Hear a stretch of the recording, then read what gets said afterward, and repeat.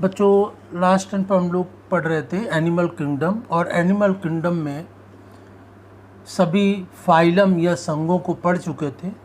और उसके बाद जो वर्टिब्रेट्स थे उनके वर्टिब्रेट्स को कई क्लासेस में और सुपर क्लास में डिवाइड किया गया। तो पाइसेस या मीन वर्ग को दो सुपर क्लास में डिवाइड किया गया था, कॉन्ड्रिक्थिस और ऑस्ट्रिक्थिस। कॉन्ड्रिक्थिस के बारे में लास्ट टर्न पर पढ़ चुके थे। तो लास्ट टर्न पर साइक्लोस्टोमेटा और कॉन्ड्रिक्थिस पढ़ चुके थे। आज उसी के आगे जो पाइसेस सुपर क्लास है उसका जो दूसरा सब क्लास है ऑस्ट्रिक्थिस, उसके लक्षणों को पढ़ते हैं। तो ये ऑस्ट्रिक्थिस जो सुपर क्लास पाइसेस या मीन वर्ग का दूसरा क्लास है, उसमें जो मछलियाँ पाई जाती हैं उनकी क्या विशेषताएं होती हैं, उनके क्या लक्षण होते हैं।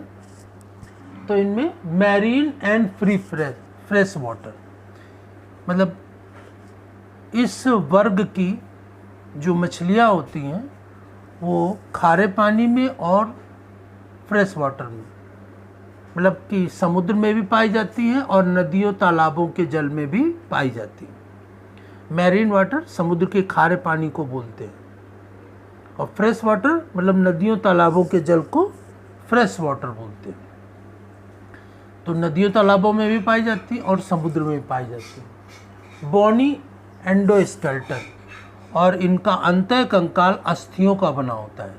जैसे कॉन्ड्रिक्थिस जो पहला लास्ट टाइम पर पढ़ चुके हैं, उनकी मछलियों का अंतः कंकाल एंडोस्केलेटन कार्टिलेज या उपास्थि का बना होता है और इसमें बोन्स का बना होता है।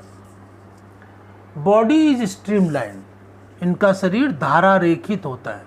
धारा रेखित मतलब कि नौकाकार, जिससे पानी को चीरने में आसानी होती है। नौकाकार शरीर होता है। माउथ इज टर्मिनल, जो मुख होता है वो एकदम एक किनारे पर होता है, एकदम टर्मिनल, एकदम किनारे की तरफ होता है। 4 पेयर गिल्स, मतलब लेफ्ट और राइट दोनों तरफ चार इसमें क्या होते हैं, चार जोड़ी गिल्स होते हैं, दाएं और बाएं, लेफ्ट एंड राइट। 4 जोड़ी गिल्स होते हैं और गिल्स ऊपर से अपर कुलम एक ढक्कन के द्वारा ढके रहते हैं, और गिल्स को ढकने वाली जो रचना होती है उसे अपर कुलम कहते हैं। साइक्लॉइड एंड टीनॉइड स्केल्स, इनकी जो त्वचा होती है, जिन्स स्केल्स माने सल्क होता है। मछलियों की त्वचा के ऊपर जो सल्क होते हैं उन्हें इंग्लिश में स्केल्स कहते हैं। तो इनकी त्वचा पर 2 प्रकार के स्केल्स होते हैं, 2, साइक्लॉइड स्केल्स और टीनॉइड स्केल्स। इन सल्कों या स्केल्स के द्वारा इनकी त्वचा ढकी रहती है। एयर ब्लैडर इज प्रेजेंट, इनके शरीर में वायु कोश उपस्थित होते हैं। वायु कोश जो कि इनको तैरने में सहायता प्रदान करते हैं। शरीर के अंदर जो वायु कोश होते हैं, जब इनमें हवा भर जाती है तो ये आसानी से पानी में उतराते रहते हैं। तो इनमें एयर ब्लैडर प्रेजेंट होता है। 2 चैम्बर हार्ट, इनके हृदय में 2 कोश होते हैं, एक आलिंद और एक निलय। हृदय में 2 कोश होते हैं, एक आलिंद और एक निलय, या एक ऑर्किल एंड एक वेंट्रिकल होता है। कोल्ड ब्लडेड एनिमल्स, असमतापी जंतु होते हैं। कोल्ड ब्लडेड को हिंदी में कहते हैं असमतापी। असमतापी किसे कहते हैं? जिनके शरीर का ताप वायुमंडलीय ताप के अनुसार घटता बढ़ता रहता है, उन्हें हम कोल्ड ब्लडेड एनिमल या असमतापी जंतु कहते हैं। तो ये असमतापी होती है। सेक्स सेपरेट, मतलब मेल फीमेल जो मछलियां होती हैं वो अलग अलग होती, मेल अलग फीमेल अलग। फर्टिलाइजेशन एक्सटर्नल, मतलब निषेचन जो होता है वो शरीर के बाहर होता है। ओविपेरस, मतलब ये सभी मछलियाँ अंडे देती हैं। डेवलपमेंट डायरेक्ट, मतलब अंडे से सीधा एनिमल बनता है, इसमें लार्वा अवस्था नहीं होती है। डेवलपमेंट डायरेक्ट का मतलब लार्वल स्टेज इसमें एब्सेंट होती है। अब इसके बाद इसके कुछ एग्जाम्पल, एक्सोसीटस। एक्सोसीटस कैसे होती है? ये जो मछली होती है फ्लाइंग फिश, इसमें पंख टाइप के होते हैं, ये उड़ती भी है पानी के ऊपर, तो इसीलिए एक्सोसीटस को फ्लाइंग फिश भी कहते हैं। दूसरी है हिप्पोकैम्पस। हिप्पोकैम्पस जो होती है ये मछली, इसका जो होती है, इसका माउथ जो होता है घोड़े के मुंह की तरह होता है, तो इसलिए इसे सी हॉर्स कहते हैं। Hippocampus sea horse. जो मछलियां होती हैं सामान्यतः इस तरह पानी में तैरती हैं, लेकिन ये मछली ऐसे सीधे खड़े तैरती, और इसका माउथ जो होता है घोड़े की तरह होता है, इसलिए इसे सी हॉर्स या समुद्री घोड़ा कहा जाता है। और ये तो मछलियां जो एक्सोसीटस, हिप्पोकैम्पस, ये तो समुद्र में पाई जाती हैं। इसके अलावा लेबियो, कटला, क्लेरिस, ये मछलियां सब फ्रेश वाटर में, नदियों में, तालाबों में पाई जाती हैं। तो ये ऑस्टिकथिस मछलियों के कुछ लक्षण हुए। तो इस प्रकार सुपर क्लास स्पाइसेस या मीन वर्ग के दो भाग, कॉन्डिकथिस और ऑस्टिकथिस, ये दो समूह होते हैं। तो दोनों समूहों के लक्षण हम लोगों ने पढ़ लिए। अब इसके बाद अगला वर्ग आता है, क्लास आता है, कौन सा? एम्फीबिया।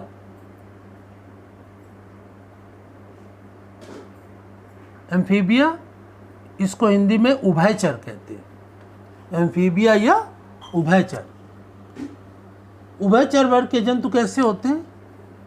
उभय माने होता है दो, चर माने रहना, मतलब जो दो स्थानों पर रहते हैं, जल और थल दोनों जगह रहते हैं, उनको कहते हैं उभयचर।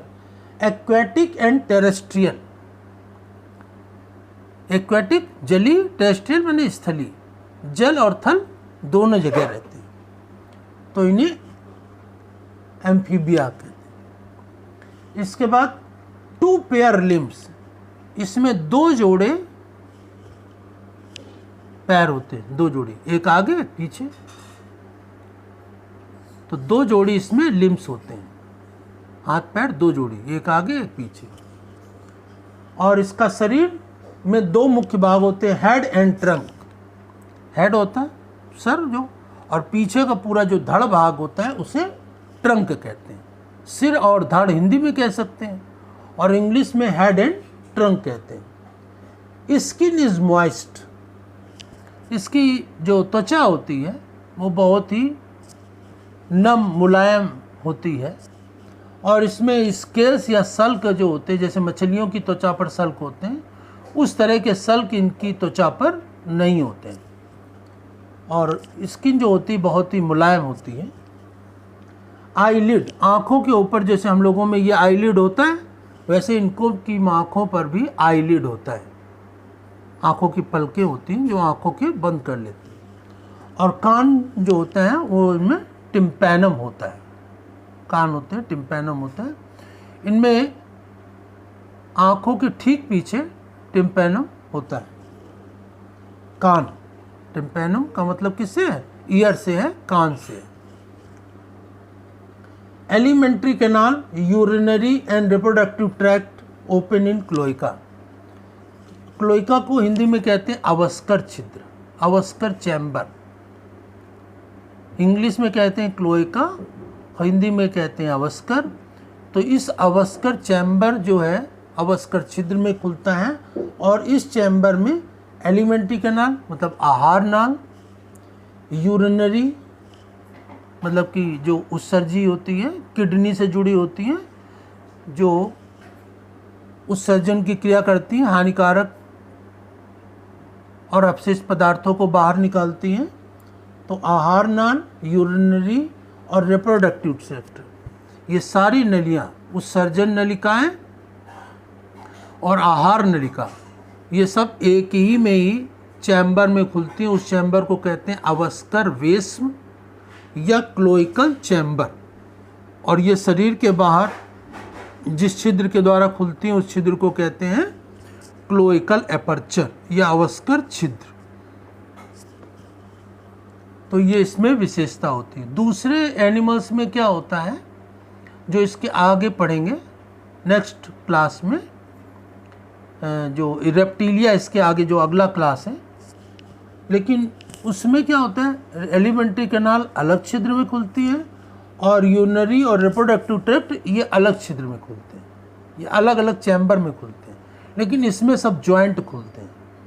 तो इसीलिए इसको कहते हैं, एक अलग से नाम दिया गया अवस्कर वेस्म या क्लोइकल चैम्बर, जिसमें आहार नाल और उत्सर्जी जो नलिकाएं होती हैं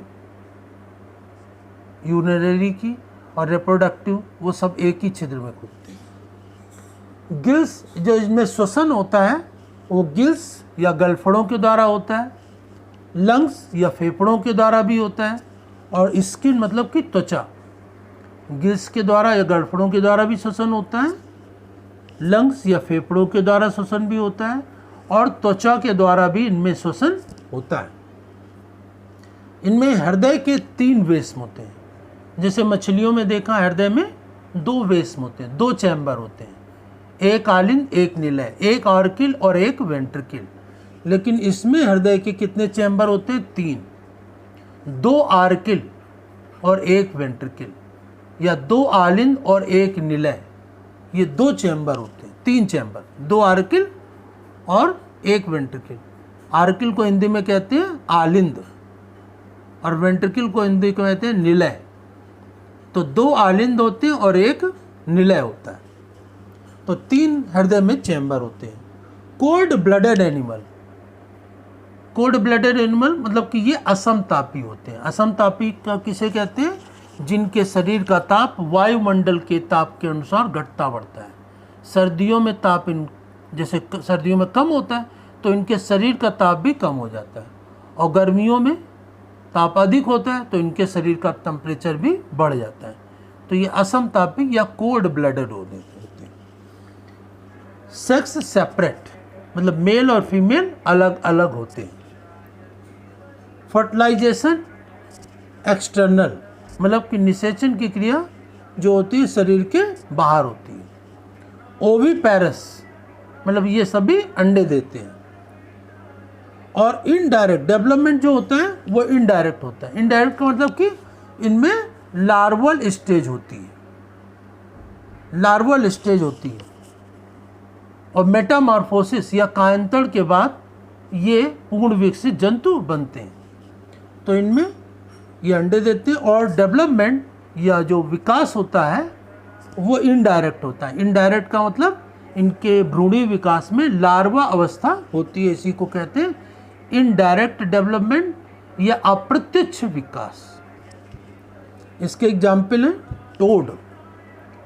टोड जो नदियों तालाबों के पास पास रहता है, और राना टिग्रीना जो साधारणतः मेढक होता है वो राना, हाइला जो ट्री फ्लाई कहते हैं ये पेड़ पौधों में रहता है, और राना ये पानी में स्थली में रहता है। राना टिग्रीना इसका पूरा नाम होता है। टोड नदियों तालाबों के पत्थरों के बीच पर रहता है, नदियों तालाबों के आसपास। राना टिग्रीना पानी में रहता है, थल में भी रहता है। हाइला पेड़ों पर रहता है। सैलामेंडर छिपकली की तरह होता है, इसमें लंबी पूंछ भी होती है सैलामेंडर में। और इक्थियोफिस जो होता है ये सांप की तरह होता है, इसमें हाथ पैर होते ही नहीं है, सांप की तरह दिखता है, लेकिन है ये एम्फीबियन, उभयचर है, क्योंकि कैरेक्टर इसके सब उभयचर के होते हैं। तो इस प्रकार से ये इसमें एम्फीबिया के ये मुख्य लक्षण होते हैं, और ये उदाहरण दिए गए आपको। तो इस प्रकार से हम लोगों ने आगे पढ़ लिया पाइसिस या मीन वर्ग का दोनों भाग पढ़ लिए, ऑस्टिकथीज और कॉन्डिकथीज। और दूसरा क्लास पढ़ा एम्फीबिया या उभयचर। उभयचर का मुख्य उदाहरण हमें याद रखना है कौन सा? मेढक, जिसका वैज्ञानिक नाम होता है राना टिग्रीना। और इसमें एग्जाम्पल जो मैंने बताया toad, Rana tigrina, हाइला tree fly कहते हैं। और सैलामेंडर छिपकली की तरह होता है, इसमें पूंछ भी होती है, जबकि मेढक में पूंछ नहीं होती है। और इक्थियोफिस, देखो ये नाम है, ये आप हिंदी में लिखें चाहे इंग्लिश में लिखें वही रहेंगे, वैज्ञानिक नाम है इक्थियोफिस, यही नाम रहेगा। ये सांप की तरह होता है, इसमें हाथ पैर नहीं होते बाकी, लेकिन जो भी सब करैक्टर दिखने में ये सांप की तरह दिखता है, लेकिन बाकी सारे करैक्टर, इसके लक्षण जो हैं वो सब उभयचर के होते हैं, एम्फीबिया के होते हैं। अब इसके जो नेक्स्ट करैक्टर हैं वो नेक्स्ट जो क्लास हैं वो नेक्स्ट टर्न पर पढ़ेंगे। इतना आप लोग जो है फेयर कॉपी में इसको पढ़ेंगे और तैयार करेंगे।